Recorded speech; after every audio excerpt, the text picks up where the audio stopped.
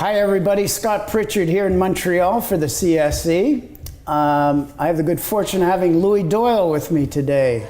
Louis and I have been great friends over the past 20 years, and Louis, great to see you. I want to talk about a few things with you while I have you today. The first thing is Québec Bourse. Could you explain to our audience, you're the executive director of Québec Bourse. Could you explain to everybody what that is and what you do?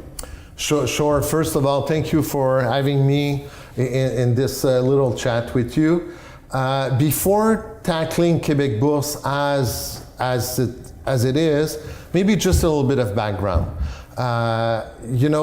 There's not a lot of people who knows that Quebec only has 200 public companies, and that's including the big Canadian big caps such as the CN, Air Canada, Bell, and so on. And the idea was that if you're not a big market cap company, there's a good chance that as a Quebec-based company, you'll become an orphan.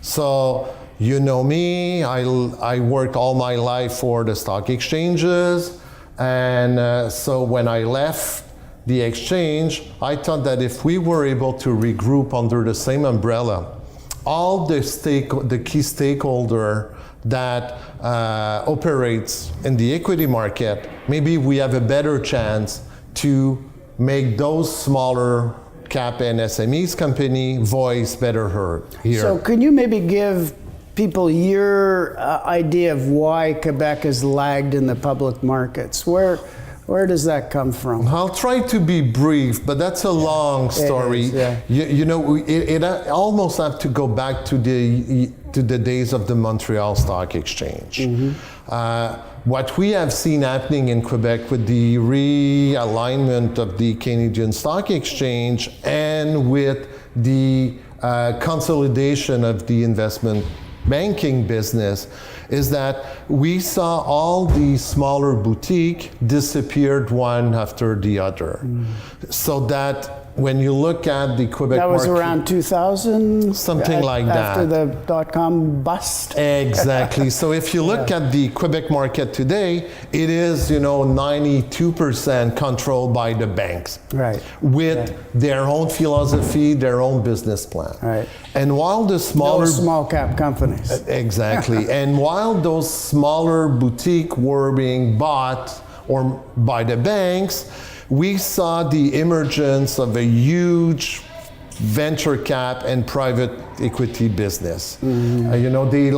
We like to say that over close to 50% of all Canadian VC money is managed from this province. Mm-hmm. So while it's that big, yeah. So while you had less brokers to talk to the entrepreneur and to finance SMEs publicly, you had this huge offer of private money. Mm-hmm. So naturally, the entrepreneur looked at the VCs and the private equities and walked away. Go where money's easy, right? Exactly. Yeah. Okay. And the challenge that we're facing today is that VCs and private equity finance an average of 500 Quebec-based public companies per year. 500. Oh. And we all know that, all those VCs and private equities have an investment time horizon where at one point in time they'll have to walk away. And we need to make sure that we're able to maintain a vibrant equity market so that when it comes times to look at what's the next step for those companies, is there still a vibrant equity market here so that entrepreneur could consider an IPO. The other elements that we need to focus on also is that it's not all companies or all business plan that fits the VC model. Mm-hmm. So we need to make sure that junior markets such as the CSE are there to offer that alternative to those entrepreneurs who decides to choose the public market sooner rather than later. So tell us about Québec Bourse now. How are they playing in this infrastructure? So what we did is that we tried to regroup all the stakeholders, and what we do is that we do monitoring of, Securities Commission new policies. We will comment.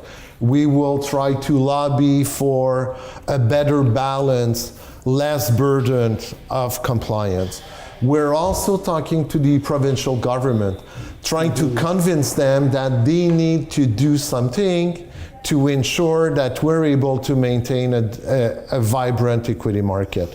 Maybe a tax incentive somewhere? We're looking in a series of initiatives. The first one is that we all know that in today's reality, compliance costs are significant.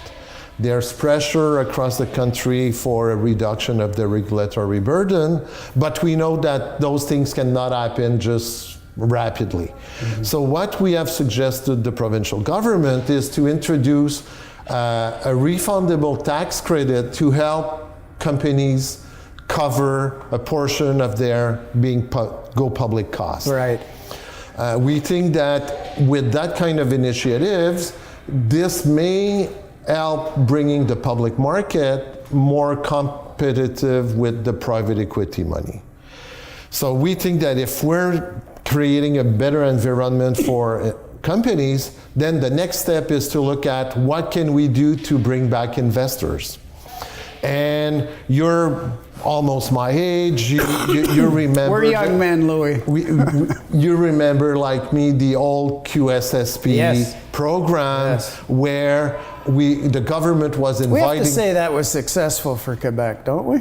You know, most of the big Quebec companies today are those that became public using that program many years ago. Yeah. So we think that Quebec is back into an area where it would make sense to provide incentive to Quebecers to invest in promising SMEs that go public. So we're looking for a refundable tax credit to investors.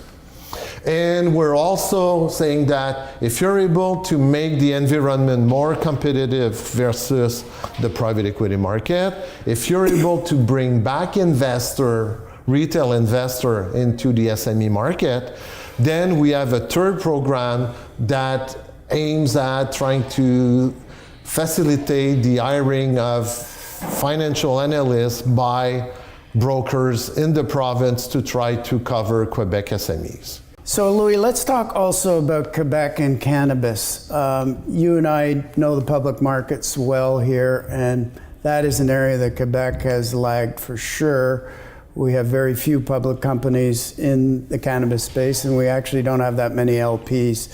Could you give us a little idea from your perspective why that is and how that's going to change possibly?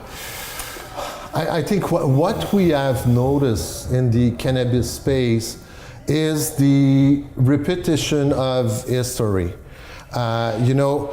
When the first group of entrepreneurs that decided to get involved in the cannabis space were entrepreneurs that needed to raise money, and they are entrepreneurs coming from regional market where investors are willing to take very high risk.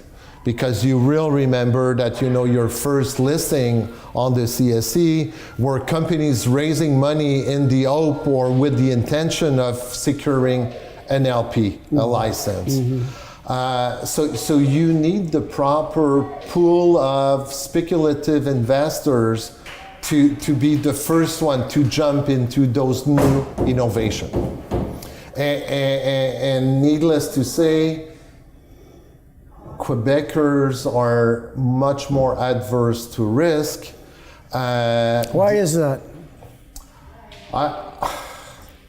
I'm not sure as to why it is, but there's lots of great entrepreneurs here in Quebec. We all know that, and it's been traditionally money going to or coming from the VC community, as you said before.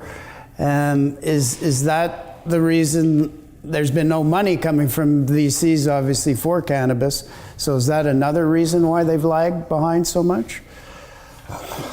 I'm not sure that that's the reason. I think that if we look at it from an investor perspective, there's less wealth in this province than there is in other regions. Mm. There's less accredited investor in Quebec than what you'll find in Alberta, BC, or Ontario. So to be able to properly finance those startups in unknown areas, you need the pool of investors that have in their DNA the willingness and the interest of taking risk for high rewards. And we haven't seen that kind of crowd in this province, or certainly not to the same extent. Okay, so is there anything else you want to say about Quebec and the possibilities for public markets, and anything that people living outside Quebec should know about here? Some of the opportunities with the companies here that some of the outside investors should be looking at? Do you know how to facilitate that better than how it's happening now? Yeah, I think Québec Bourse works towards that goal also. Yeah. We need to bring back, the IPO scenario as an option for any private entrepreneur and any private company. What I would be tempted to say is that the Quebec entrepreneur that decides to go public usually has a very high growth plan. Right. So they could represent great opportunities. They are sometimes they lack a little bit in terms of reaching outside the province. Yeah. I think that's why events like the one that you're hosting everywhere in the country helps trying to expand the reach. But this is challenging, but as you said, you're right. We have a great pool of entrepreneurs. Artificial intelligence is an area where we're seeing new startup every day, new jobs being created. Fintech as well. Fintech is another one. So we know that we lag behind in terms of cannabis, but there's other IT technology area where we think that we're able to offer great investment opportunities. Great. Thanks very much, Louis. Lots of opportunity here in Quebec, and thanks for all your work with the Quebec Bourse. And thank you so much, Scott, and thank you for supporting Quebec Bourse. Yes. Hi, it's Grace from the CSC reminding you to make sure to follow us on social media for the latest updates on our listed companies as well as new listing alerts. For more in-depth content, be sure to pick up our free quarterly magazine, Public Entrepreneur, available online at thecsc.com.